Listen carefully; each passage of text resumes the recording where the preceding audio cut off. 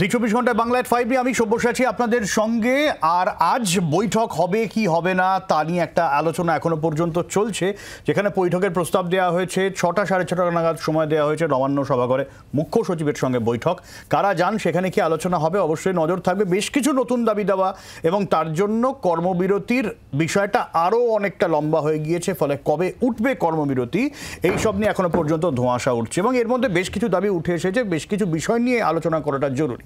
ছাত্র সংসদ নির্বাচন, মেডিকেল কলেজগুলিতে, শুধু মেডিকেল কলেজ কেন বলবো, কলেজগুলোতেও ছাত্র সংসদ নির্বাচন থমকে আছে। শিক্ষামন্ত্রী বেশ কয়েকদিন আগেও অনেকবারই বলেছেন যে এটা প্রয়োজন, যত তাড়াতাড়ি সম্ভব করা হচ্ছে, কিন্তু এখনো পর্যন্ত হয়নি। ফলে এখানে নানান রকম প্রশ্ন উঠে আসছে, তথ্য উঠে আসছে। এই যে হাসপাতালে ঘুঘুর বাসা, এই যে থ্রেট কালচার, এই যে সরকার ঘনিষ্ঠ যারা চিকিৎসক তাদের একটা হুমকি হুঁশিয়ারি যে অভিযোগ করছেন, এবং ফিয়ার সাইকোসিসের কথা বলছেন যে জুনিয়র ডাক্তাররা, যার জন্য তারা কাজে যোগ দিতে ভয় পাচ্ছেন, যেটা সুপ্রিম কোর্টে উঠে এলো ইন্দিরা জয়সিংয়ের সওয়ালে। এই বিষয়গুলোর সঙ্গে ছাত্র সংসদের নির্বাচনের সম্পর্ক খোঁজার চেষ্টা করব। এবং স্বাস্থ্য সচিবের পদত্যাগের দাবি করা হচ্ছে। স্বাস্থ্যকর্তাদের বদলি হলেই কি এই গোটা যে ব্যবস্থার অভিযোগ তা পাল্টে যাবে? এমনি আলোচনা করব। আমাদের সঙ্গে যারা রয়েছেন একটু আলাপ করি দিয়ে। আমাদের সঙ্গে রয়েছেন অতনু চ্যাটার্জি সিপিএমের, আমাদের সঙ্গে দেবজ্যোতি মজুমদার বিজেপির রয়েছেন, আমাদের সঙ্গে প্রদীপ্ত মুখার্জি রয়েছেন তৃণমূল কংগ্রেসের, আমাদের সঙ্গে আন্দোলনরত চিকিৎসক নয়ন পাঠক থাকবেন। তবে তার আগে দেবব্রত আমাদের প্রতিনিধি, একটু আমি দেবব্রতর কাছে যাওয়ার চেষ্টা করব। ঠিক এখনো পর্যন্ত যে বৈঠক চলছিল ছাত্রদের নিয়ে, তার কি আপডেট রয়েছে? এবং তোমার সঙ্গে আন্দোলনরত চিকিৎসকও রয়েছেন, তার কি বক্তব্য এই নিয়ে একটু জানতে চাইবো। দেবব্রত, সরাসরি। দেখো, আমরা যেটা দেখেছি যে গত রাতে গভীর রাত অবধি মিটিং হয়েছে, তারপর সেই জিবি মিটিংয়ের পর প্রেস মিট করা হয়। আজকে সকালে নিজস্বের কিছু দাবি দাওয়া নিয়ে মুখ্য সচিবকে চিঠি পাঠান, মেল করেন জুনিয়র ডাক্তাররা, এবং সেই মেলের উত্তরও আসে। এবং তারপর এখন তারা নিজেরা জিবি মিটিং করছেন। এবং যেটুকু আমরা জানতে পারছি যে তারা যাবেন নবান্ন সভাঘরে, যে বৈঠক ডাকা হয়েছে, এবং সেখান থেকেই আলোচনা সূত্র কি বেরিয়ে আসে সেটাই দেখার। তবে প্রত্যেকেই যে চেষ্টা চালিয়ে যাচ্ছেন, আমরা কথা বলছিলাম তাদের সাথে, যে তারা এই কর্মবিরতি বা আন্দোলন প্রত্যাহারের যে একটা চেষ্টা করছে, কিন্তু যতক্ষণ না জটিলতার কাটছে ততক্ষণ কিন্তু তারা তাদের এই আন্দোলনে তারা অনড় থাকবেন। আমার সাথে রয়েছেন একজন জুনিয়র চিকিৎসক, তিনি আন্দোলনরত একজন জুনিয়র চিকিৎসক, তার সাথে আমরা কথা বলবো। আপনাদের আন্দোলন দীর্ঘদিন হয়ে গেল, এখনও কি ঠিক কোন জায়গাতে আটকে রয়েছে, এবং আগামী দিনে আপনাদের কি কর্মসূচি থাকতে পারে, কবে কর্মবিরতি উঠবে? দেখুন, আজকে 40 দিনে আন্দোলন পড়লো এবং 9 দিন আমরা স্বাস্থ্য ভবনের সামনে অবস্থান করছি। আমরা চাই যে আমাদের যে দাবিগুলো ছিল সেই দাবিগুলো অবিলম্বে আলোচনা হোক। সেই জন্যই আমরা চিফ সেক্রেটারির কাছে আমরা মেল পাঠিয়েছিলাম, সেই মেলের উত্তরও এসছে। এবং নবান্ন সভাঘরে 6:30 মিটিংয়ের কথা আছে, সেই অনুযায়ী সেই মিটিংয়ে যাওয়া বিষয়ে এবং কি আলোচনা করা যায় সেই সমস্ত বিষয়ে আমাদের জেনারেল বডি মিটিং, আমাদের যে WBJDF-এর টিম আছে তারা জেনারেল বডি মিটিং করছে।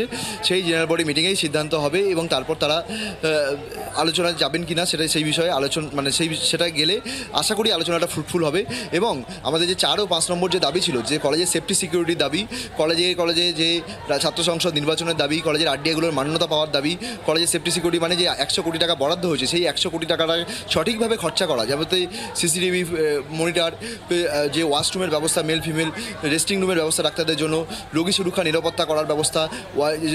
আমাদের যেমন আমরা আগে দেখেছি যে সিভিক পুলিশ দিয়ে হসপিটালগুলোতে তাদের রাখা হতো, সেই সিভিক পুলিশ না রেখে যাতে হসপিটালে স্থায়ী পুলিশের মোতায়েন করা হয় এবং হসপিটালের নিরাপত্তা যাতে বাড়ানো হয়, এই সমস্ত বিষয়ে আলোচনা হবে। এবং আজকে যে টাস্ক ফোর্স গঠন করার কথা তারা বলছেন, সেই টাস্ক ফোর্সের যে টিম কি হবে, অথবা রোগী কল্যাণ সমিতি ভেঙে দেওয়ার যে প্রতিশ্রুতি মুখ্যমন্ত্রী মমতা বন্দ্যোপাধ্যায় এসে করেছিলেন, সেটা যদি ভেঙে দেওয়া হয়, তাদের জুনিয়র ডাক্তারদের তরফ থেকে কোন প্রতিনিধি থাকবে, কে কোন কলেজ থেকে থাকবে, এই সমস্ত বিষয়ে আলোচনার একটা সম্ভাবনা আছে। আজকে যদি বৈঠকটা হয়, তাহলে এই সমস্ত বিষয়ে আলোচনা হবে, এবং আমরা তাকিয়ে আছি একটা ফ্রুটফুল ডিসকাশন হবে। তাহলে এটা যদি ফ্রুটফুল হয়, আমাদের 4 ও 5 নম্বর দাবি যদি মেনে নেয়, তাহলে আমরা আস্তে আস্তে এই যে স্বাস্থ্য ভবনের সামনে অবস্থান আছে, এই অবস্থান তুলে নেওয়ার কথা আলোচনা করব আমাদের পরবর্তী জেনারেল বডি মিটিং যখন হবে।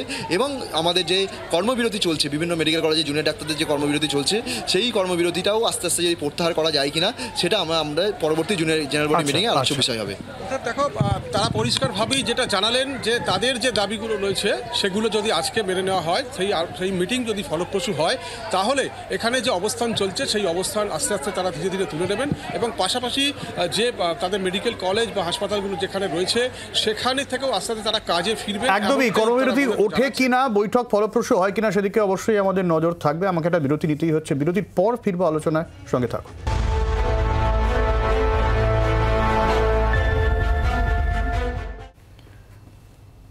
আমি সরাসরি প্রদীপ্তদার কাছে আসবো। প্রদীপ্তদা, চিকিৎসকরা একটা দাবি শুরু থেকে করে যাচ্ছেন, সেটা হচ্ছে নিরাপত্তা, এবং সেই জায়গায় দাঁড়িয়ে একটা সার্বিক যে ব্যবস্থা রয়েছে তার পরিবর্তনের কথা তারা বলছেন, এবং কর্মবিরতিকে এখনো প্রত্যাহার করা হলো না।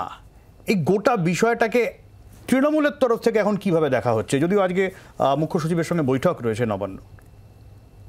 দেখো, ইতিমধ্যে তৃণমূলের অন্যতম গুরুত্বপূর্ণ নেতা আমাদের অভিষেক বন্দ্যোপাধ্যায় একটা টুইট করেছেন, তোমরা জানো। সেই টুইটে খুব পরিষ্কারভাবে তিনি কাজে ফেরার আর্জিও জানিয়েছেন। আমরাও বড় জোরে নতমস্তকে জানাচ্ছি যে আপনারা কাজে ফিরুন, কারণ আপনারাই আমাদের গরিব মানুষদের অন্যতম একটা জায়গা ধরে রয়েছেন এবং আপনাদের জন্যই স্বাস্থ্য ব্যবস্থার একটা গুরুত্বপূর্ণ ভূমিকা আপনারা পালন করেন। সেখানে দাঁড়িয়ে থেকে আমাদের সরকার রেসপন্সিভ এবং অ্যাকাউন্টেবল। রেসপন্সিভ এই কারণে যে আপনাদের কোর্টের প্রসিডিং চলা সত্ত্বেও, একটা সাবজুডিস কেস চলা সত্ত্বেও আমরা যতটা পেরেছি, যেটা সাবজুডিস কেসের সঙ্গে যায় না সেগুলোর ক্ষেত্রে আমরা হস্তক্ষেপ করেছি এবং আপনাদের কাছে এই বার্তা দেওয়ার চেষ্টা করেছি যে দেখুন, আমরা আপনাদের উপর যথেষ্ট গুরুত্ব দিয়ে ভাবছি এবং আপনাদের চিন্তা ভাবনার সঙ্গে আমাদের চিন্তা ভাবনার একটা সামঞ্জস্য বিধানের চেষ্টা চলছে। এবং এই কনফিডেন্স বিল্ডিং মেজার্স এর মধ্যে যাতে কোঅর্ডিনেশনে এবং কোঅপারেশনে কোথাও সমস্যা না আসে, সেই ভাবনাটাও আমাদের তরফ থেকে খুব সম্পূর্ণভাবে যাচ্ছে। এমতাবস্থায় ডাক্তারদের যে দাবিগুলো, কিন্তু প্রদীপ্তদা, এই কনফিডেন্স বিল্ডিং মেজারের কথা আপনি বলছেন, তারপরেও যখন এই দাবিগুলো নিয়ে চর্চা চলছে, আরো বেশ কিছু দাবি অ্যাড হচ্ছে নির্দিষ্টভাবে, কর্মবিরতি মুখ্যমন্ত্রীর সঙ্গে বৈঠকের পরেও উঠছে না, এবং আদালতে দাঁড়িয়ে চিকিৎসকদের আইনজীবী ফিয়ার সাইকোসিসের কথা বলছেন, তাহলে কোথাও গিয়ে কি এই কনফিডেন্স দেওয়ার ক্ষেত্রে, কনফিডেন্স বিল্ডিং মেজারের ক্ষেত্রে সমস্যা হচ্ছে? কোথাও গিয়ে আপনারা কি ব্যর্থ বলে মনে করছেন, যে আপনারা ভরসা জোগাতেই পারছেন না? আমরা দেখুন ব্যর্থ নই। আমরা কখনো বলবো না যে চলুন 3 বার মাইনে বাড়িয়েছি, চা খান, চা খেয়ে চলে যান, কালকে কাজে জয়েন করুন, নয়তো আমরা দেখে নেবো। আমরা এরকম বলবো না, এটা 1983 সাল নয়। আবার গুজরাটে যখন ওই 30-40 জন ডাক্তার, একজন শিশু মারা যায় এবং একজন ডাক্তারকে ছড়িয়ে দেওয়া হয়, আমরা ওরকম কিছু করব না। আমরা যেটা করছি বারবার, যে আমরা আলোচনায় যাচ্ছি, কারণ ডেমোক্রেসির সব থেকে বড় জায়গাই হচ্ছে ডিসকাশন, এবং সেই ডিসকাশনের মধ্যে আমরা ডেলিভারেশনের জায়গাটা দিচ্ছি এবং আমরা প্রতিনিয়ত দেখাচ্ছি যে চন্দ্রিমা দি হোক বা মাননীয় মুখ্যমন্ত্রী মমতা দি হন, প্রত্যেকে আমাদের তরফ থেকে সেই বার্তাটা দিচ্ছেন যে আপনাদের সঙ্গে আমরা যাবতীয়ভাবে সহযোগিতার রাস্তা করছি। কিন্তু একটা কথা মাথায় রাখতে হবে, যে গরিব মানুষদের জীবনটা সরকারি ব্যবস্থার উপর অনেক ক্ষেত্রে নির্ভর করে, সেটা নিশ্চয়ই ডাক্তার বাবুরা খেয়াল রাখবেন এবং খেয়াল রেখে তারা তাদের কাজে যোগ দেবেন। এখানে সরকার কি কি করতে পারে তা নিশ্চয়ই রূপরেখা দিয়ে দিয়েছে। সবকিছু ওয়ান ফাইন মর্নিং হয়ে যায় না, এটা তারাও বোঝেন। কেউ মারা যাচ্ছেন, তারা বলছেন যে এটা তাদের শরীরের কারণে তারা মারা গেছেন, চিকিৎসার গাফিলতিতে বা ধর্নার জন্য মারা যায়নি। তাহলে তারা যখন এটা বোঝেন যে সবকিছুর একটা প্রসিডিওর আছে, তাহলে সেই প্রসিডিওরের জন্য তারা একটু যদি ভরসা না রাখেন, তাহলে সেটা তো গরিব মানুষের বিপক্ষে চলে যায়। আমি আসবো ভরসা রাখা সময়, এই বিষয়গুলো উঠে আসছে। আমি এটা নিয়ে দেবজ্যোতি এবং অতনুর কাছে আসবো। হেডলাইন্সের পরে ফিরে আসছি।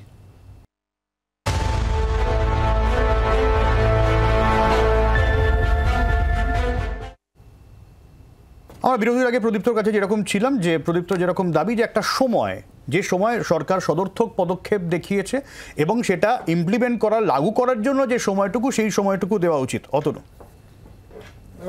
সব্যসাচী, প্রদীপ্তদা বলার সময় কনফিডেন্স বিল্ড আপের কথা বললো।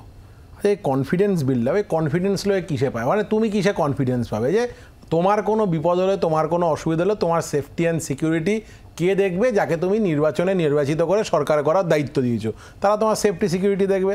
তাই নির্বাচিত সরকার কিসের মাধ্যমে সেফটি সিকিউরিটি দেখে?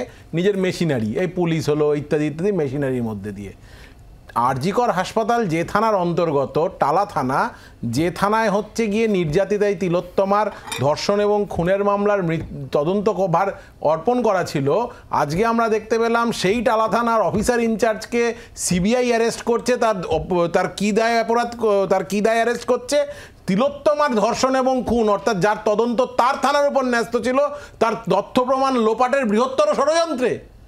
কিসের উপর মানুষ কনফিডেন্স পাবে এই সরকারের উপরে? এই সরকারে কনফিডেন্স দেওয়ার সমস্ত জায়গা হারিয়েছে। মানুষ কিসের উপর হচ্ছে এই সরকারকে বিশ্বাস করবে, ভরসা করবে?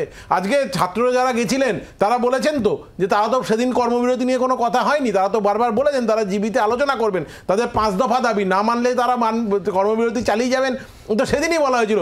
স্বাস্থ্য সচিব যে এমন কি জায়গা, মানে আমি বলছি বিনীত গোয়েল অবধি নিজের পছন্দ মতো জায়গায় পোস্টিং পেতে পারেন, নিজের পছন্দ মতো দপ্তরে শিফট হয়ে যায়। এই ডিএমএ যে স্বাস্থ্য অধিকর্তা, স্বাস্থ্য শিক্ষা অধিকর্তা, তারা কি হয় না, তারা সম্মানীয় পদে যেতে পারে। তাহলে স্বাস্থ্য সচিব এমন কি গুরুত্বপূর্ণ কাজ করে, ইনি দপ্তরে অরণ্যদেবের কোন ভূমিকাটা পালন করেন, যার জন্য সবাইকে সরানো গেলেও এই স্বাস্থ্য সচিবকে সরানো যাচ্ছে না। এবং ছাত্ররা তো সঠিকভাবে বলেছে, নির্বাচন হয় না কলেজগুলোতে। আজকে পশ্চিমবঙ্গের কোন কলেজে নির্বাচন হয় বলো তো?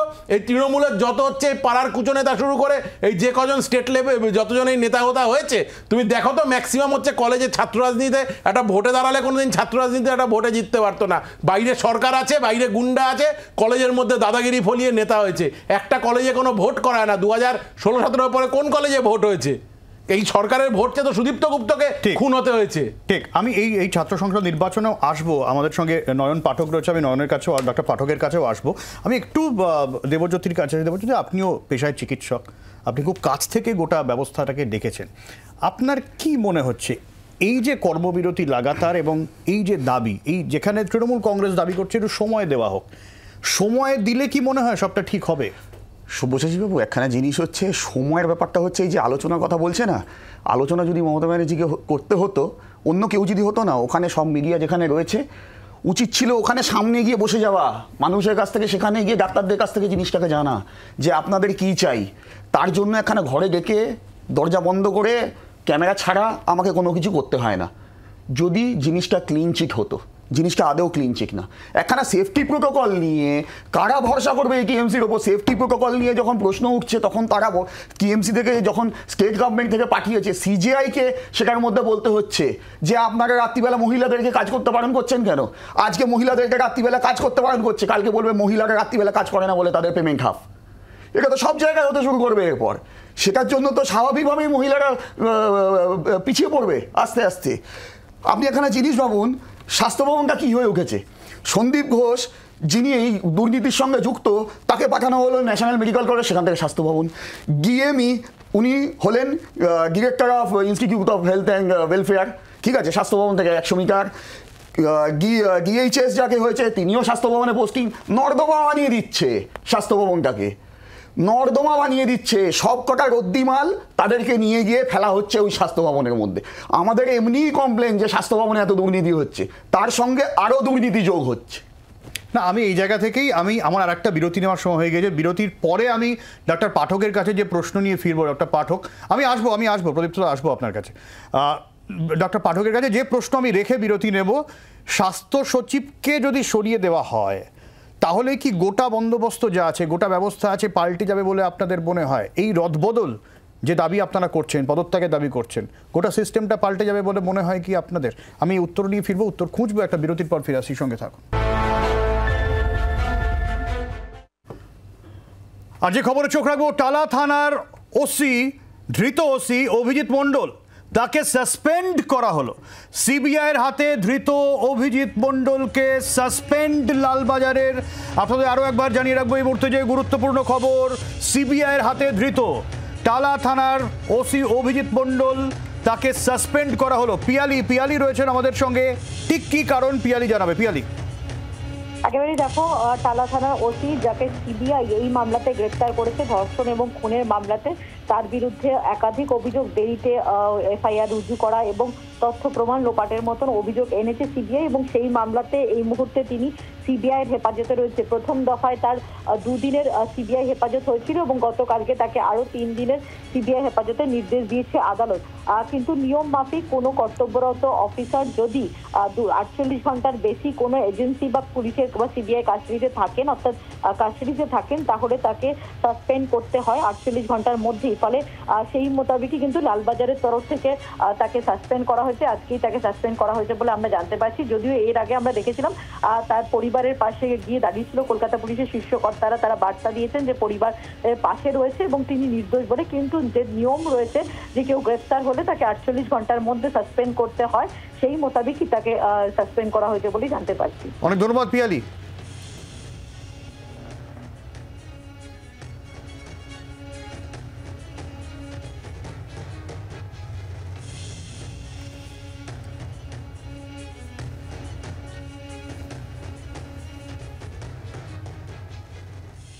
আবারও একটা বিরতি, ফিরে আসছি বিরতির পর।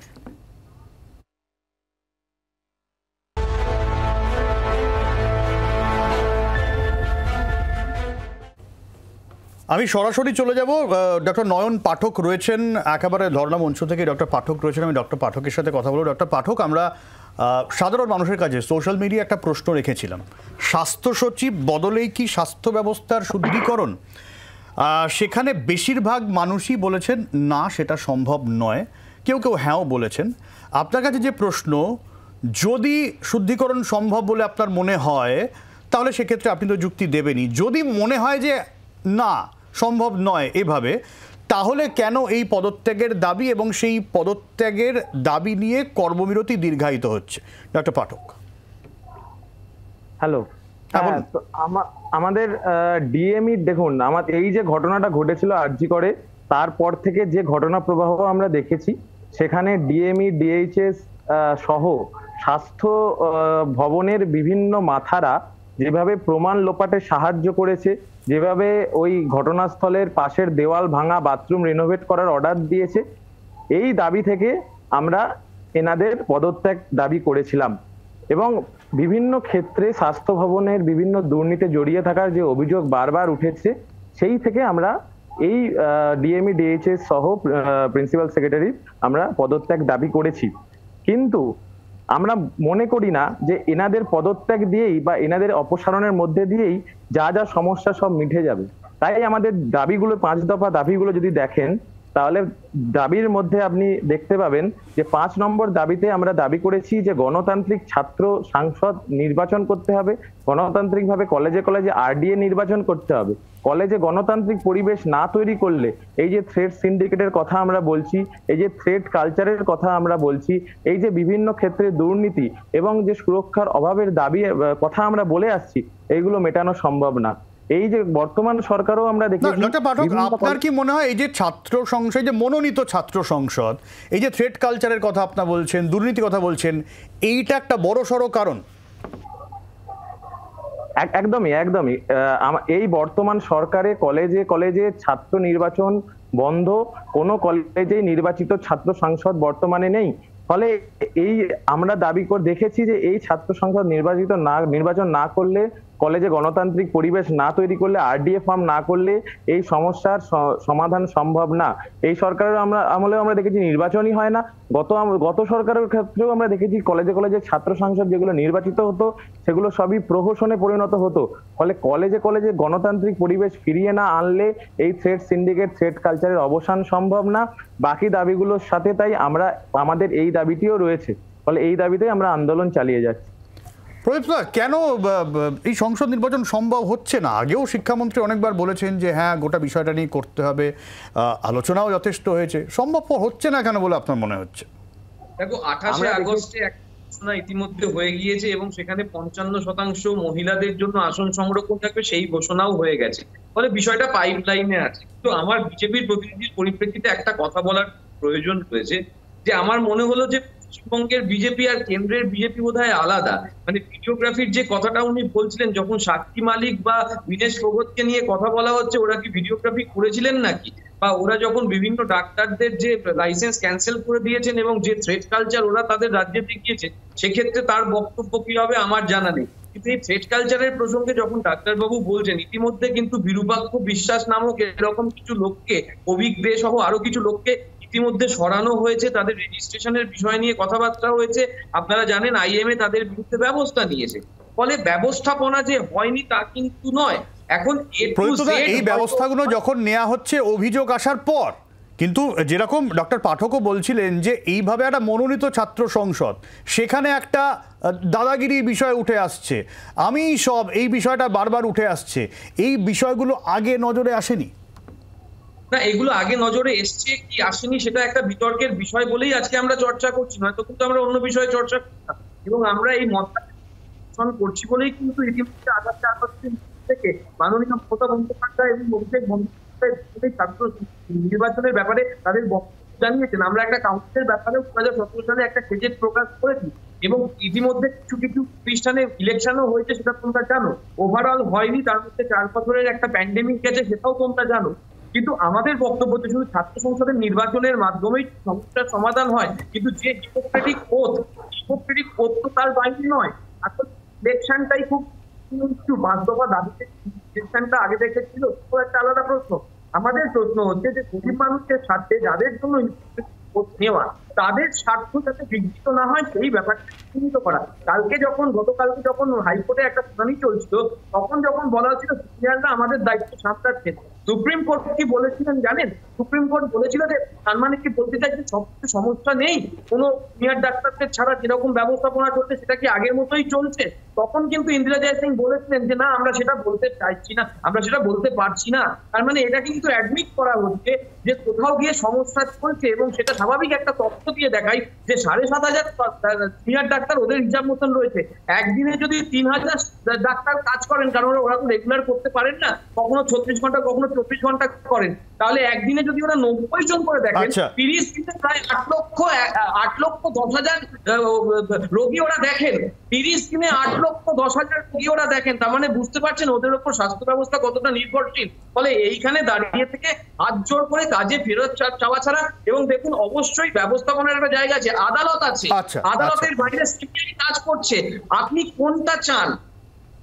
ঠিক দেবজ্যোতি, আইএম এর সঙ্গে আমি জানতে চাই যে আইএমএ কার রেজিস্ট্রেশন ক্যান্সেল করেছে, উনি একেবারে ভুল তথ্য দিলেন। আইএমএ কোনোদিন কারো রেজিস্ট্রেশন ক্যান্সেল করতে পারে না। আইএমএ সেটা হাতেই নেই যে কারো রেজিস্ট্রেশন ক্যান্সেল করবে, 1 নম্বর কথা। আর আইএমএ যদি কারোর বিষয়ে কোনো চিঠি দিয়ে থাকে, ঠিক আছে, সবার আগে চিঠি দিয়েছিল সন্দীপ ঘোষের নামে, তাকে শোকজ করা হয়েছে পার্টির তরফ থেকে, তাকে একবারে শোকজ করা হয়েছে কিএমসির তরফ থেকে কিংবা আপনাদের হেলথ ডিপার্টমেন্ট থেকে। তাকে কি আপনারা ন্যাশনাল মেডিকেল কলেজে কিংবা স্বাস্থ্য ভবনে পোস্টিং দেওয়ার আগে শোকজ করেছিলেন? সেটার কোনো তথ্য আছে আপনার কাছে? আর আইএমএ কাকে ওনাদের মেম্বারশিপ দেবে কি না দেবে সেটা তো ওনাদের ব্যাপার, তার সঙ্গে তৃণমূল বলবে কেন? সেটার মধ্যে কথা, আইএমএ একখানা ডক্টরস অটোনমাস অ্যাসোসিয়েশন, সেটার মধ্যে আপনারা কথা বলার সুযোগ পান কোথা থেকে? গুলিয়ে ফেললে হবে না। আমি বলছি গভর্নমেন্ট নির্দিষ্ট ব্যবস্থা নিয়েছে, সেটার কথা উল্লেখ করেছি। প্রসঙ্গত আইএমএ এর কথা বলেছি। প্রসঙ্গত আইএমএ টা গভর্নমেন্ট অর্গানাইজেশন নয়, আইডিও গভর্নমেন্ট অর্গানাইজেশন নয়, আইএমও গভর্নমেন্ট অর্গানাইজেশন নয়। সেটার মধ্যে আপনি আইএম এর সঙ্গে নিজেকে গোলাবেন না। আপনি আইএম এর আশেপাশেও নন, আপনাদের আইএম এর সঙ্গে কোনো সম্পর্কও নেই। আচ্ছা, সেটা বলেছি। আচ্ছা, আমার সময় খুব কম। রতনু, সময়, এটা নিয়ে তুমি শুরুতেও বলেছিলে, এখনও বললে সময় কম, এর আগেও বলেছিলে সময় কেন, সময় আস্তে আস্তে সময় দিলে তো ঠিক হয়ে যাবে। আচ্ছা সব্যসাচী, তোমার মনে আছে 2016? আমি বলিনি সময় দিলে ঠিক হয়ে যাবে, রাজ্য সরকার বলেছে সময় চাইছেন, সময় তুমি সেটা বলছো, সময় কেন দেওয়া হচ্ছে না। 2016 সালে যারা SLST নবম দশম ছিল তারা আন্দোলন করেছিলেন যে যোগ্য মেধাবীদের বাদ দিয়ে হচ্ছে অযোগ্যদের নেওয়া হয়েছে। 2019 সালে প্রেস ক্লাবের সামনে এসে মাননীয় তৎকালীন শিক্ষামন্ত্রী, এখন জেলবন্দি পার্থ চ্যাটার্জিকে সঙ্গে নিয়ে এলেন, বলেন আমি একটা কমিটি বানিয়ে দেবো যারা হচ্ছে সমস্তটা গুছিয়ে নেবে, তোমরা আমাকে যদি বিশ্বাস করো একটু সময় দাও। পরের দিন আন্দোলন উঠে গেছিল। সেই 2019 থেকে আজকে 2024-এর লোকসভা ভোট চলে গেল। উনি বলেছিলেন তখন যে একটা লোকসভা ভোট সামনে আছে, আমার হাত পা বাঁধা। 2024-এর লোকসভা ভোট চলে গেল। 5 বছর ধরে 2019-এর থেকে 5 বছর 2024 অবধি এই 2016-র SLST নবম দশমরা রাস্তায় বসে আছে। কেন ভরসা করবে ওনাকে ছাত্রছাত্রীরা? কেন ওনাকে কেউ ভরসা করবে? আর হচ্ছে কলেজের ইউনিয়ন, এই যে বিরূপাক্ষ, এই থ্রেট কালচার, এরা তো এই কলেজে ভোটগুলো হয় না মনোনীত ইউনিয়ন বলে, তার ফসল হচ্ছে এই বিরূপাক্ষ, এই হচ্ছে অভিজ্ঞ, যারা হচ্ছে একদম সরাসরি পোস্ট করে বলে আমরা তৃণমূল করছি, পিটিএফ চামড়া তুলে নেব। ও ফেসবুক পোস্ট অলরেডি ভাইরাল হয়েছে। আর আরেকজন ডাক্তারবাবু যিনি বললেন পূর্বতন সরকারের কথা, আমি একটা জিনিস বলে দিই, পূর্বতন সরকারের সময় সমস্ত কলকাতার কলেজে ভোট হতো, এবং আমি কলকাতার 10টা অন্তত কলেজের নাম বলতে পারবো যেখানে SFI এর বিরুদ্ধে, SFI এর সঙ্গে ভোটে লড়ে জিতে DSO, ছাত্র পরিষদ, তৃণমূল ছাত্র পরিষদ কলেজের ইউনিয়ন চালাতো। আমি এরকম অন্তত 10টা কলেজ কলকাতার বুকে বলতে পারবো। আমার নিজের কলেজই তাই ছিল, Jogeshchandra Chaudhuri law college, Jogeshchandra Chaudhuri day college, বাম জমানাতেও তৃণমূল ছাত্র পরিষদের ইউনিয়ন ছিল। আমার সময় প্রায় শেষ হয়ে গেছে, আমি ডক্টর পাঠককে দিয়ে শেষ করব। ডক্টর পাঠক, সাধারণ মানুষ একটাই প্রশ্ন তুলছেন যে কোন জায়গায় গেলে কর্মবিরতি আপনারা তুলবেন, বা আর কতদিন চলতে পারে কর্মবিরতি?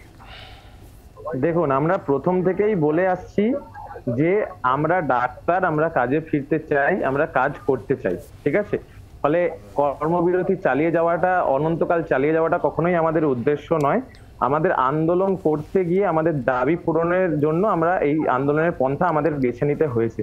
কিন্তু যদি দেখেন যে আমরা যে দাবিগুলো করেছি, যে হাসপাতালে ডাক্তার সহ স্বাস্থ্যকর্মীদের সঠিক সুরক্ষার যে দাবি, সেইগুলো কিন্তু এখনো কোনো মানে দৃঢ় পদক্ষেপ আমরা দেখতে পাইনি।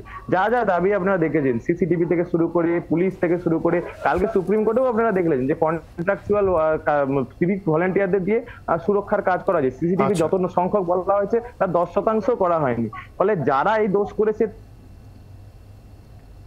শাস্তি পেলই না, এবং আমাদের সুরক্ষা দেওয়ার যে কথাগুলো তারও কিন্তু প্রপার বাস্তবায়ন আমরা পাচ্ছি না। ফলে কোন সাহসে আমরা কাজে ফিরবো, কোন সাহসে কলিগদের বলবো যে আপনারা কাজে ফিরুন? তাও আমরা বলতে চাই যে আমরা কাজে ফিরতে চাই, আমরা কাজ করতে চাই। প্রশাসনের পক্ষ থেকে সদর্থক ভূমিকা পেলেই আমরা কাজে একদমই বৈঠকে খুব সঙ্গে আমার সময় প্রায় একদমই। ডক্টর পাঠক, অনেক ধন্যবাদ। প্রশ্নটা ছিল হচ্ছে হেলথ সেক্রেটারিকে সরালে পরে যে আমাদের যে কাঠামোটা রয়েছে সেটা ঠিক হবে কিনা। তখনই ঠিক হবে যখন এই যাদের যাদের সরাচ্ছেন তাদেরকে শোকজ দেখাবেন, তারা উত্তর দেবে যে কি সমস্যা হয়েছিল বলে তারা এই সকল কাজ করেছেন। যদি তাদেরকে প্রাইস পোস্টিং দিয়ে দেন, কোনো দিন এই সমস্যার সমাধান হবে না। একদমই, সমস্যার সমাধান আমরা প্রত্যেককেই চাই, এবং আজকে অবশ্যই নজর থাকবে বৈঠক কি হয়, বৈঠক থেকে কোন বার্তা বেরিয়ে এসে কোন বার্তা দেন চিকিৎসকরা, নজর থাকবে। আপাতত এখানেই শেষ করছি, সঙ্গে থাকুন জি 24 ঘন্টা। বাংলার আওয়াজ, বাঙালির আবেগ, জি 24 ঘন্টা।